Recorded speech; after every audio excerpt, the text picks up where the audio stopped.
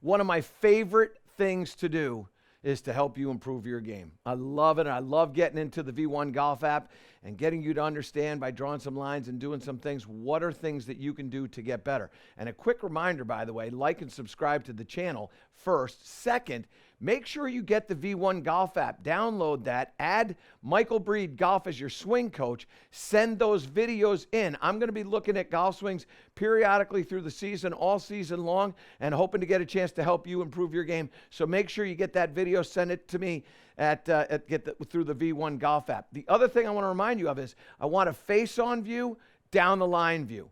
You don't have to send both, but you got to send one of those, either face-on or, like Haley has done, send it down the line. Now, let's take a peek at what Haley's got going on in her swing. I want to take this and blow this up a little bit. So we're going to go over to here. Now, the first thing that I see here, and this is obviously she's got a driver, is her hands are out almost past her eyes. They're at the eyes. I don't want the hands to be that far out. I like to see them, around the ears to the chin. So how can you do that? How would she be able to do that? Well, one of the reasons why is because she's bent over so much. This is what I call the gap. And when I look at the gap here, it's extremely wide. That space right there is extremely wide. When you set up properly to the golf ball, there's a gap there, but it's not nearly as wide as what Haley has going on. Now, having said that, this would imply to me that there was a period of time when she was learning where she might have had golf clubs that were a little bit too short. That can happen. And it just reminds me to let you know, you got to make sure you get fit for your golf clubs, okay? So, because if you play with clubs that are too small or too long, it can get you comfortable in bad positions. And this position right here is not ideal. Now, what happens to her as a result? Well, she starts to take the club back, and it's a really nice, good full turn. But what you can see is, and I'm going to shrink this back to where it was before here, okay? So I'm going to go down here. And then what I'm going to do is I'm going to draw a line at the top of her head, right about there, and then right on her face right there. And what you're going to see is when she starts to take this back, she's going to drop down. So she drops down. You can see her drop down. So look at that. See the drop down?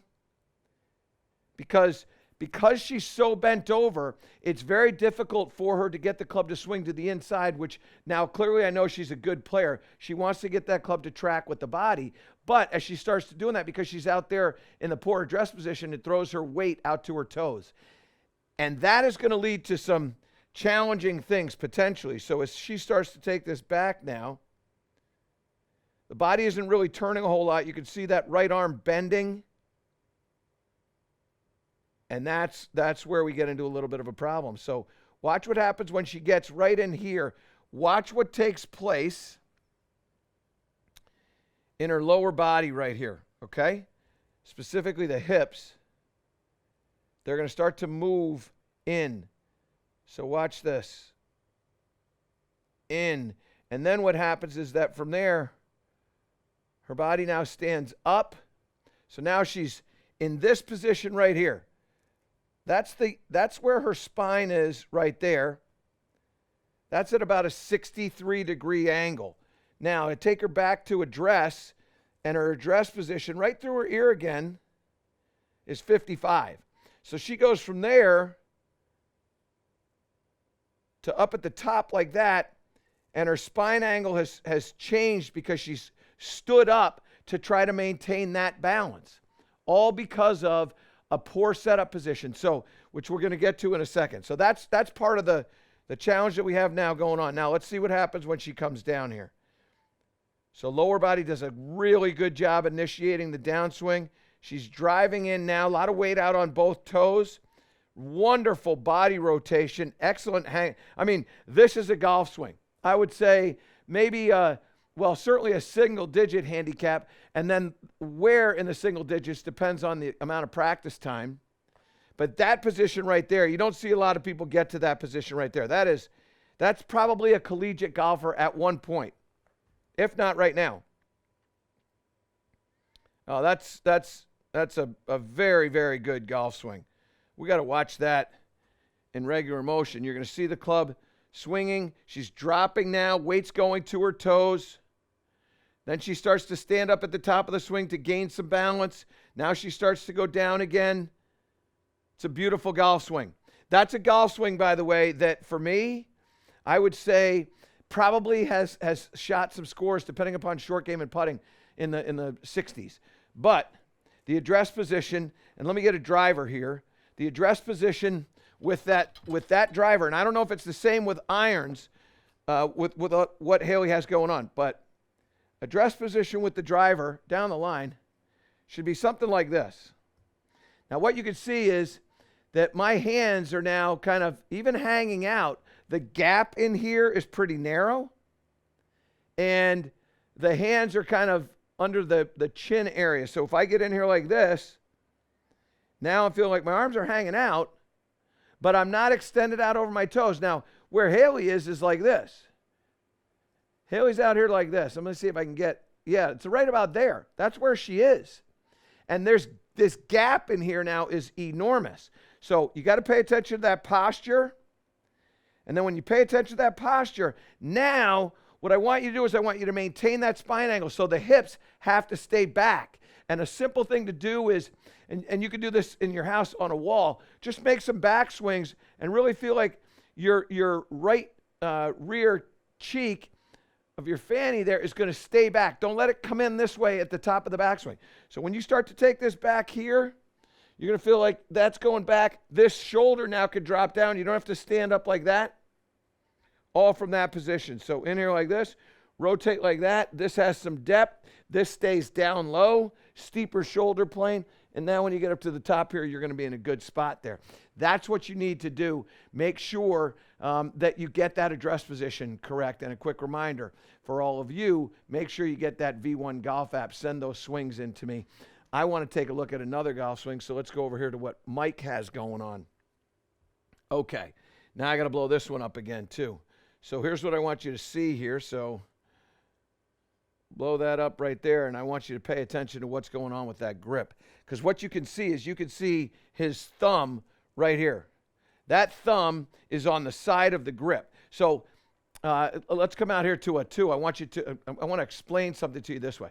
I want you to imagine this. So we have a clock right here on the grip. This right here, the top of the grip is 12 o'clock. The side of the grip here is 3 o'clock. The underneath is 6 o'clock. And then the left side is going to be 9 o'clock. Well, what I want to have happen when you set up to hold a golf club, I want you to feel like your lead hand is grabbing more of 12 o'clock than it is 9 or 3, depending on if you're right-handed or left-handed. And then with your trail hand, I want you to feel like you're getting in on that 3 o'clock position, but your thumb, the right thumb, is on the left side of the shaft. I don't want you to be grabbing the club underneath in the 6 o'clock position with that thumb. Let's go down the line there real quickly, Gibbsy. And you can see that thumb now is over here, just like what Mike has going on. So you got to pay attention to what's going on with that grip. Now, let's see the effect of this particular grip. So let me shrink this back down. There we go. Get the drawing tools back up. And now, when he starts to take the club back, and there it is. There's no rotation. So that club face right here is extremely shut. That's about there. And what we're looking for is about something like that. So you can see how shut that is. And that might even be more shut. I might have drawn a bad first angle. So now as this club starts to go up to the top, yeah, that's even worse. That club face, look at where that club face is. So that club face is really shut. Now it's really shut. Now it's incredibly shut. And this is too, by the way, when you look here, there's a cupped wrist right here. And that club face is still pointing up to the sky. That's a lot of closed face for a cupped wrist. Now, we get a short swing. We don't have any width in the backswing. And now we come down a little over the top. And now here comes the standing up part. Not a bad, again, So I look at that swing and I go, okay, this is a good athlete who has figured out how to square up that club face. So well done, Mike. But it's not going to be very powerful because you got to hold off that club and you don't really get it all the way back. We got to make sure we get a good full pivot in there. But the other thing that you've got going on as a result of what you're doing with your grip is you really don't let this club face move with the body because the body really doesn't move as well. It's a wonderful start to the downswing. I love that start to the downswing. That's beautiful. Watch this start to the downswing that he has. Boy, you can learn something from here. Look at the right shoulder move the left arm right there. See that right shoulder and left arm? They move together. Now it springs off, and now he gets in, and that club is dead on the ball. This is a pretty good motion. Let's see what this looks like. Club goes back, spins the shaft the other way. Drags it through, stands up, a little bit back, a little bit of weight back there on that right foot. Okay, so what we got to do is we got to get that grip done. Talk about that grip. I want to make sure that you feel like your right thumb is on the left side of the center line of the shaft. So I've got that lambkin right there. I want my right thumb on the left side of that lambkin grip. I don't want it to be over here like this. I shouldn't have the palm of my hand right underneath the grip like this and then have my hand like that so I can see fingernails of my right hand. I don't want to see that. I want to see that way. Okay? So when you're putting your hands on the club, understand that it's going to affect the club face. All right? Now, second thing is, and what happens to Mike here is this. So he has his hand underneath like this. That's going to make it very easy for this right elbow, the trail elbow, to bend.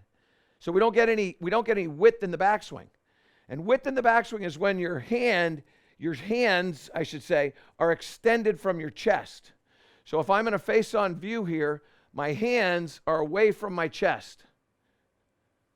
That's width. Well, that width comes from the length of the trail arm. And when I have my hand underneath and the elbow is bent, now all of a sudden, that makes it very easy for this club to bend, which is one of the reasons why when he starts his downswing, both the right shoulder and the left arm move together at the same time, which is great. I want that. The problem is it can't drop into the slot, okay? Because the shaft of the golf club cannot lay down. So what happens is I want to get some width. I want you to keep that same start to the downswing, but now because your hands are away from you, the shaft of the golf club can drop down. And when the shaft of the golf club drops down, now the club's going to be from the inside, and now you're going to be able to hit that really, really solidly. So pay attention to that grip. Make sure you get that in the right spot. And then in the backswing, I want to see that trail arm, that right arm for you, Mike. I want to see that trail arm extend. Now, I want to remind you all, again, I love helping you with your swing. I want to make sure that we keep doing this. The only way I can do this is if you send videos in. The way you do that, you got to download the V1 Golf app. Then you got to make sure that I am Michael Breed Golf. I'm your golf coach, so swing coach. So make sure you sign me up as your swing coach there, Michael Breed Golf. Send your videos to me, either face on down the line or both. Send those in to me. And all season long, I'm going to be breaking down golf swings, helping you improve, hoping I get a chance to look at your golf swing. But the only way I can do that is for you to get the app and send that swing in. So make sure you do that. To improve all parts of your game, subscribe to my channel and click the link below.